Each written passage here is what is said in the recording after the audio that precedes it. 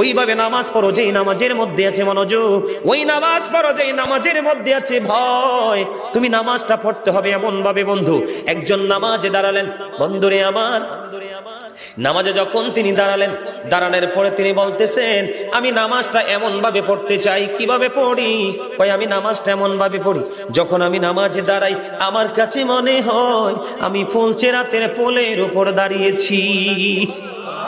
একটু যদি নড়বড় হয় আমি জাহান্নামে নিক্ষিপ্ত হব। তার মানে হলো আমি এতটাই মনোযোগের সাথে নামাজ পড়েছি যেন আমার নামাজটা বিন্দু পরিমাণ কোনো আংশিক ভাবে যেন অগ্রহণযোগ্য বলে আল্লাহর কাছে গৃহীত না হয়। তিনি বলতেছেন আমার কাছে মনে হয় রে এটা আমার জীবনের শেষ নামাজ। আমি এতটা ভয়, এতটা আতঙ্ক নিয়ে, এতটা তাকওয়া নিয়ে নামাজ পড়ি। আমার কাছে মনে হয় আমার পিছনে যেন আজরাইল দাঁড়িয়ে আছে, ডানে বামে সালাম ফিরাতে দেরি রে, আমার কাছে মনে হয় আমার প্রাণ পাখিটা কেড়ে নিয়ে যাবে। আমি যখন নামাজে দাঁড়াই আমার কাছে মনে হয় আমি যেন বাইতুল্লাহর সামনে দাঁড়িয়ে আছি।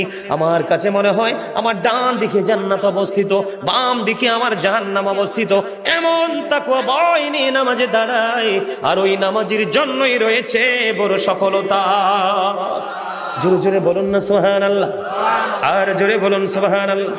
বন্ধুরে আমার, নামাজ এতটা তাকওয়ার সাথে এতটা মূল্যায়ন করে নামাজটাকে পড়তে হবে।